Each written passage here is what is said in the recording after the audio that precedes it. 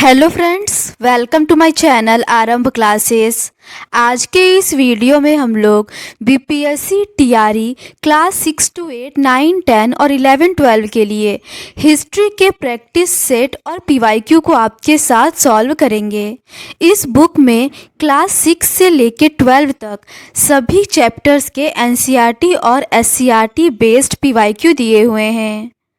इसके साथ ही BPSC TRE 1, 2, 3, DSSB TGT PGT, KVS TGT PGT, NVS TGT PGT और ईएमआरएस में जो भी हिस्ट्री के क्वेश्चन पूछे गए हैं वो सभी दिए हुए हैं। तो बिना देर किए चलिए आज का ये वीडियो शुरू करते हैं। इसके ऊपर के क्वेश्चंस का डिस्कशन हम लोगों ने इस सीरीज़ के प्रीवियस पार्ट में कर लिया है। आज हम लोग उसके आगे के क्वेश्चंस का डिस्कशन आपके साथ करेंगे। आगे के प्रश्न दक्षिणी मेसोपोटामिया का शहरीकरण मंदिर और राजा से संबंधित है। क्वेश्चन नंबर 29 है, निम्नलिखित में से उन भूभागों की पहचान कीजिए जहां पर प्रथम नगरीकरण का विकास किया गया। इसका सही आंसर है ऑप्शन डी, अर्ध शुष्क क्षेत्रों में। अर्ध शुष्क क्षेत्रों में प्रथम नगरीकरण का विकास हुआ था।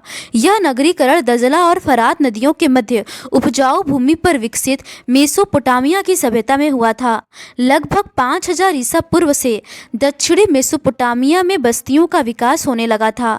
इसके शुरुआती शहरों में इरुड, उरुक, बेड तिबिरा, निप्पुर और किस थे। मेसोपोटामिया के शहर कई तरह के थे। इनमें से एक वे जो मंदिरों के चारों ओर विकसित हुए तथा दूसरे वे जो व्यापार के केंद्र के रूप में विकसित हुए। दक्षिणी मेसोपोटामिया का सबसे प्राचीन ज्ञात मंदिर लगभग 5000 ईसा पूर्व का है। सबसे पहला ज्ञात मंदिर एक छोटा सा देवालय था जो कच्ची ईंटों से बना हुआ था।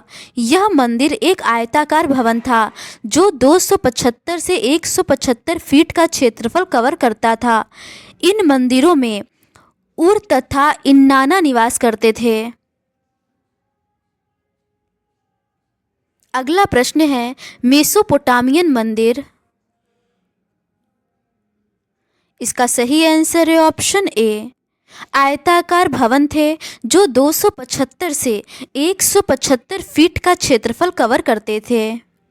अगला प्रश्न है, दक्षिणी मेसोपोटामिया के शुरुआती शहर थे। इसका सही आंसर है option C, Eridu, Uruk, Bad tibira, Nippur और कीश। अगला प्रश्न है, दक्षिणी मेसोपोटामिया में मानव अधिवासों का प्रारंभ लगभग इस काल में हुआ। इसका सही आंसर है ऑप्शन बी, 5000 BCE। अगला प्रश्न है, मेसोपोटामिया सभ्यता में पाई गई बेलनाकार पत्थर की मुहरों की अनूठी विशेषता क्या थी। इसका सही आंसर है ऑप्शन बी, यह लगातार चित्र बना सकता है।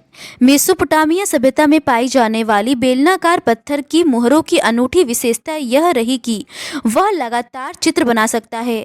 मेसोपोटामिया में पहली सहस्त्राब्दी ईसा पूर्व के अंत तक पत्थर की बेलनाकार मोहरें जो बीच में आर पार छिदी होती थी, एक तीली लगाकर गीली मिट्टी के ऊपर घुमाई जाती थी और इस प्रकार उससे लगातार चित्र बनता जाता था। अगला प्रश्न है, रॉबर्ट मैककॉर्मिक एडम्स और हंस निसन के सर्वेक्षणों से पता चला है कि। इसका सही आंसर है ऑप्शन बी, मेसोपोटामियन बस्तियों के सापेक्ष आकार और संख्या धीरे धीरे बदल गई। छोटी या बहुत छोटी बस्तियों की संख्या व्यापक से कम होती गई जबकि बड़ी जगहों की संख्या में वृद्धि होती गई। रॉबर्ट मैककॉर्मिक एडम्स और हंस निसन के सर्वेक्षण से पता चलता है कि मेसोपोटामियन बस्तियों के सापेक्ष आकार और संख्या धीरे धीरे बदल गई तथा छोटी या बहुत छोटी बस्तियों की संख्या व्यापक रूप से कम होती गई जबकि बड़ी जगहों की संख्या में वृद्धि होती गई। मेसोपोटामिया में पुरातत्वीय खोजों की शुरुआत 1840 के दशक में हुई। उरुक तथा मारी जैसे स्थलों पर कई दशक तक उत्खनन कार्य चलते रहे। 1930 के दशक में मेसोपोटामिया के उर नगर की खुदाई की गई। उत्खनन के आधार पर मेसोपोटामिया में शहरीकरण का स्पष्ट संकेत उरूक 6 से 4 स्तर तक देखा जा सकता है। उरूक की महत्वपूर्ण विशेषताओं में नगर नियोजन की पद्धति का अभाव था। यहाँ पर सैंधव सभ्यता के समान नालियाँ नहीं थी। जल निकासी की नालियाँ और मिट्टी की नलिकाएं उर नगर के घरों के भीतर आंगन में पाई जाती थी, जिससे यह समझा जाता था कि घरों की छतों का ढलान भीतर की ओर होता था। अगला प्रश्न है, निम्नलिखित में से उरूक शहर में कौन सा लक्षण अनुपस्थित था? इसका सही आंसर है ऑप्शन ए, नगर नियोजन व नालियाँ। अगला प्रश्न है, सुमेर ने गिलगेमिश का आख्यान अत्यंत प्रसिद्ध था, वह गिलगेमिश राजा था। इसका सही आंसर है ऑप्शन ए, एरेक या उरुक्का। राजा गिलगेमिश सुमेर सभ्यता के अति प्राचीन राज्य उरूक का राजा था। उसका शासनकाल 3200 ईसा पूर्व माना जाता है। गिलगेमिश एन मरकर के बाद उरूक नगर का राजा बना था। उसके नाम पर गिलगेमिश महाकाव्य 12 पट्टिकाओं पर लिखा गया था। वह एक महान योद्धा था, किंतु उसने अपने वीर मित्र की अचानक मृत्यु के पश्चात दुखी होकर राज सिंहासन त्याग दिया और अमरता की खोज में निकल पड़ा। आगे के प्रश्न लेखन कला की देन से संबंधित है।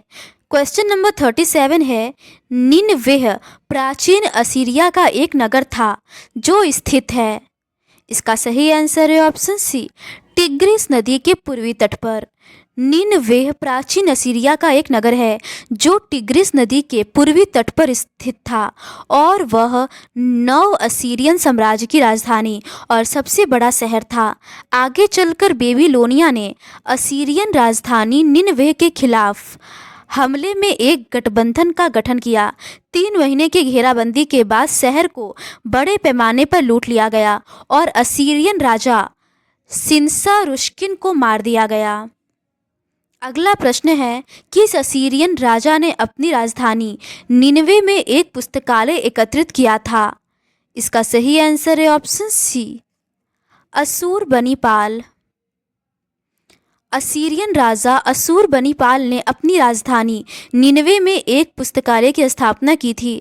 इस पुस्तकालय में इतिहास, महाकाव्य, शकुन साहित्य, ज्योतिष विद्या, संस्कृतियों और कविताओं की पट्टिकाओं को इकट्ठा करने का बहुत प्रयत्न किया और उसमें सफल भी रहा। उसने लिपिकों को दक्षिण में पुरानी पट्टिकाओं का पता लगाने के लिए भेजा था। अगला प्रश्न है, किस असीरियाई राजा ने टिग्रिस के पूर्वी तट पर स्थित निनेव को अद्वितीय भव्य नगर के रूप में परिवर्तित कर दिया? इसका सही आंसर है ऑप्शन बी, सेन्नाचेरिब। असीरियाई राजा सेन्नाचेरिब ने टिग्रिस के पूर्वी तट पर स्थित निनेव को अद्वितीय भव्य नगर के रूप में परिवर्तित कर दिया। उसने शहर के आकार का विस्तार किया और शहर की महान दीवारें, कई मंदिर व एक शाही उद्यान का निर्माण किया। शहर में उसका सबसे प्रसिद्ध काम साउथ वेस्ट पैलेस है, जिसे सेन्नाचेरिब ने अपना नाम पैलेस विदाउट राइवल रखा है। अंतिम राजा अशूरबनीपाल ने निनेव में एक पुस्तकालय की स्थापना की। अगला प्रश्न है, हम्मुराबी एमोरित जन के प्रथम बेबीलोनियन राजवंश का प्रसिद्ध राजा था। उससे पूर्व उपरोक्त राजवंश में कितने राजाओं ने शासन किया था? इसका सही आंसर है ऑप्शन डी, 5 राजाओं ने। हम्मुराबी एमोरित जन के प्रथम बेबीलोनियन राजवंश का प्रसिद्ध राजा था। उससे पूर्व इस राजवंश में 5 राजाओं ने शासन किया था। इसके कई सदियों बाद दक्षिण कछार के एक सूरवीर नेबोपोलासर ने बेबीलोनिया को 625 ईसा पूर्व में असीरियाई आधिपत्य से मुक्त कराया था। उसके उत्तराधिकारियों ने अपने साम्राज्य का विस्तार किया और बेबीलोन में भवन निर्माण की परियोजनाएं पूरी की। अगला प्रश्न है, मेसोपोटामिया के जिगुरात का क्या तात्पर्य है? इसका सही आंसर है ऑप्शन डी, सोपान युक्त मंदिर के चबूतरे। जिगुरात सोपान युक्त मंदिर की एक विशाल संरचना है। बेबीलोन में बड़े बड़े राजमहल और मंदिर स्थित थे। इन्हीं मंदिरों में से एक जिगुरात था। यह सीढ़ीदार मीनार थी और नगर के मुख्य अनुष्ठान केंद्र तक शोभा यात्रा के लिए एक विस्तृत मार्ग बना हुआ था। बेबीलोन के व्यापारिक घराने दूर दूर तक अपना कारोबार करते थे और इसके गणितज्ञों और खगोलविदों ने अनेक नई खोज की थी। बेबीलोन के शासक नेबूचाडनेजार द्वितीय ने इतिहास प्रसिद्ध हैंगिंग गार्डन का निर्माण करवाया था। यहाँ के शासक हम्मुराबी ने एक ऐसी विधि संहिता निर्मित करवाई थी जिसे वह सूर्य देवता से प्राप्त करने का दावा करता था। अगला प्रश्न है, हम्मुराबी अपनी विधि संहिता के लिए प्रसिद्ध है जिसे वह निम्नलिखित में से किस एक देवता से प्राप्त करने का दावा करता है। इसका सही आंसर है ऑप्शन ए, समस या सूर्य।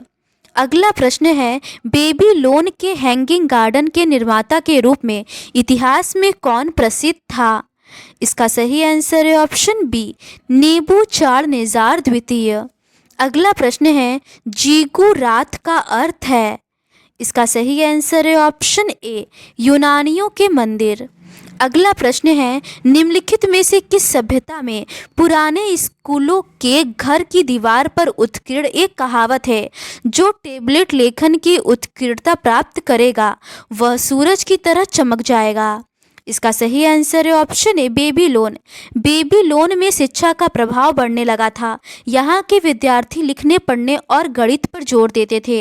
वहाँ के एक विद्यालय की दीवार पर लिखा था कि जो टेबलेट लेखन में उत्कृष्टता प्राप्त करेगा वह सूरज की तरह चमकेगा। अगला प्रश्न है, रोमन संस्कृति के संदर्भ में निम्नलिखित में से कौन सा युग्म सुमेलित नहीं है। इसका सही आंसर है ऑप्शन डी, होरास का गेलिक और युद्ध गृहों पर उत्कृष्ट टीकाओं के रचयिता ये सही सुमेलित नहीं है। सिसेरो का व्याख्यान और दर्शन संबंधी ग्रंथ होगा। कार्नेलियस नेपोज का लैटिन में रचित जीवन चरित होगा। वर्जिल का रोम का राष्ट्रीय महाकाव्य द एनीड की रचना की होगा।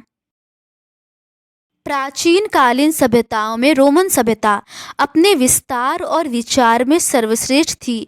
रोमन सभ्यता में सिसेरो का अर्थ व्याख्यान और दर्शन संबंधी ग्रंथ था।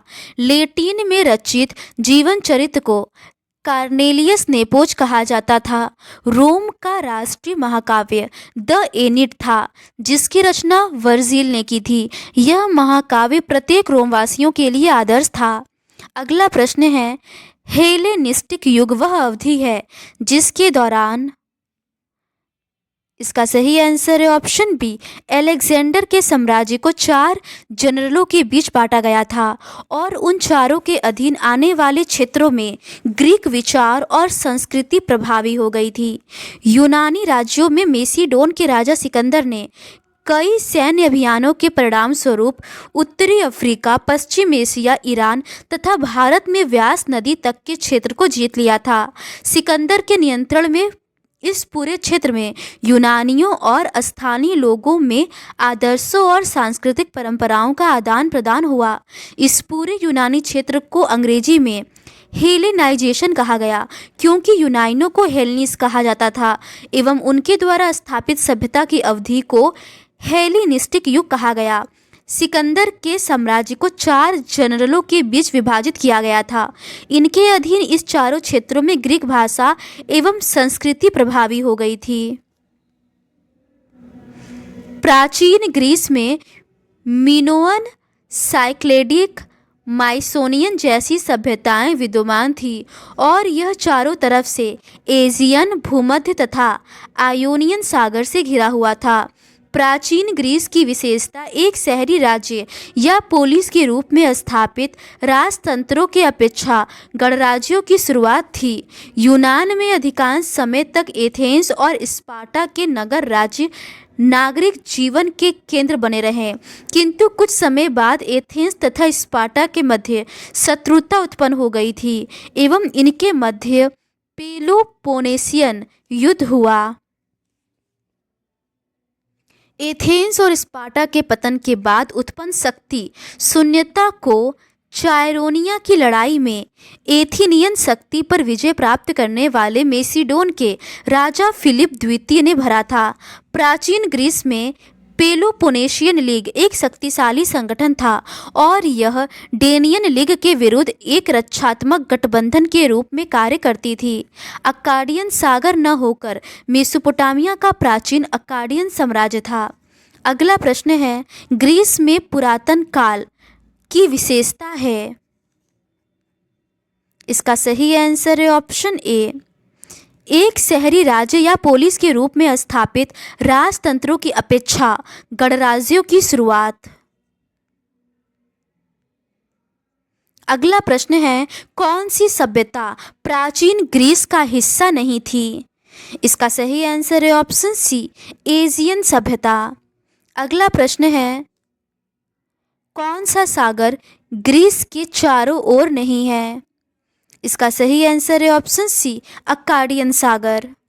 अगला प्रश्न है, एथेंस और स्पार्टा के पतन के बाद शक्ति न्यूनता वैक्यूम को किसने भरा था? इसका सही आंसर है ऑप्शन सी, 338 BCE चायरोनिया की लड़ाई में एथेनियन शक्तियों और उनके सहयोगियों पर जीत के बाद मेसिडोन के फिलिप द्वितीय ने। अगला प्रश्न है, पेलोपोनेशियन लीग थी। इसका सही आंसर है ऑप्शन बी, डेनियन लीग के विरुद्ध एक रक्षात्मक गठबंधन। अगला प्रश्न है, पेलोपोनेशियन युद्ध डैश के बीच लड़ा गया था। इसका सही आंसर है ऑप्शन ए, एथेंस और स्पार्टा के बीच। अगला प्रश्न है, निम्नलिखित में से कौन सा शहर एथेंस का विरोधी था? इसका सही आंसर है ऑप्शन डी, स्पार्टा।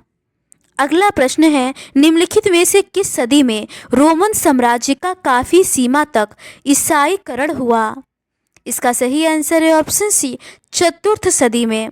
चतुर्थ सदी ईस्वी में सम्राट कॉन्स्टेंटिनाइन के ईसाई बनने के बाद रोमन साम्राज्य का काफी सीमा तक ईसाईकरण हुआ। अर्थात इसी के समय सर्वप्रथम रोमन साम्राज्य में ईसाई धर्म की शुरुआत हुई। रोमन साम्राज्य तृतीय चौथी शताब्दी में अपने चरमोत्कर्ष पर था तथा विभिन्न देशों में इसके व्यापारिक और राजनयिक संबंध थे। रोमन साम्राज्य में उद्भूत इन नए वर्गों ने ही ईसाईकरण को बढ़ावा दिया, क्योंकि इन्हें इस धर्म से कई प्रकार की सहूलियत भी मिलती थी। अगला प्रश्न है, सम्राट डैश ने रोमन साम्राज्य में ईसाई धर्म की शुरुआत की? इसका सही आंसर है ऑप्शन ए, कॉन्स्टेंटाइन। अगला प्रश्न है, जूलियस सीजर रोम का डिक्टेटर था मात्र। इसका सही आंसर है ऑप्शन बी, 5 वर्ष के लिए। जूलियस सीजर रोम साम्राज्य का महान शासक था। वह 49 BC से 44 BC अर्थात 5 वर्षों तक रोम का निरंकुश शासक या डिक्टेटर बना रहा। प्रथम सदी ईस्वी के मध्य उच्च कुल में जन्मे सैन्य नायक जूलियस सीजर के अधीन रोम साम्राज्य वर्तमान ब्रिटेन और जर्मनी तक फैला हुआ था। उसने गैलिक युद्ध नामक स्वयं लिखित पुस्तक में गैलिक जनजातियों के विरुद्ध अपने अभियान के बारे में लिखा है। अगला प्रश्न है, जूलियस सीजर ने न केवल इतिहास बनाया बल्कि लिखा भी है। जूलियस सीजर ने निम्नलिखित में से कौन सा ग्रंथ लिखा था? इसका सही आंसर है ऑप्शन सी, गैलिक युद्ध। अगला प्रश्न है, सूची 1 के साम्राज्यों को सूची 2 की राजधानियों से सुमेलित कीजिए एवं नीचे दिए गए कूट से सही उत्तर का चयन करें। इसका सही आंसर है ऑप्शन ए, अरब साम्राज्य का दमश्क होगा। प्राचीन ईरान साम्राज्य का पर्सिपोलिस होगा, पूर्वी रोमन साम्राज्य का कॉन्स्टेंटिनोपल होगा और पश्चिमी रोमन साम्राज्य का रोम होगा। अरब साम्राज्य की राजधानी दमिश्क, प्राचीन ईरान साम्राज्य की पर्सिपोलिस, पूर्वी रोमन साम्राज्य की कॉन्स्टेंटिनोपल तथा पश्चिमी रोमन साम्राज्य की राजधानी रोम थी। अगला प्रश्न है, वीनस किस ग्रीक देवी का रोमन संस्करण प्रतीत होती है? इसका सही आंसर है ऑप्शन बी, एफ्रोडाइट। एफ्रोडाइट की पूजा पूरे रोमन साम्राज्य में जारी रही। वीनस के नाम से जानी जाने वाली वह रोम की शाही शक्ति की प्रतीक बन गई। अपने ग्रीक समकक्ष एफ्रोडाइट की तरह वीनस प्रेम और सौंदर्य से गहराई से जुड़ी हुई थी। फिर भी अन्य तत्व रोमन देवी के लिए विशिष्ट थे। इस देवी को कई बार नागरिक वास्तुकला और सिक्कों पर दर्शाया गया है। तो आज के इस वीडियो में बस इतना ही। इस सीरीज़ के नेक्स्ट पार्ट में हम लोग 3 महाद्वीपों में फैला हुआ साम्राज्य से संबंधित प्रश्नों का डिस्कशन करेंगे। अगर आपको ये सीरीज़ पसंद आती है तो please do subscribe to my channel and like this video. Thank you.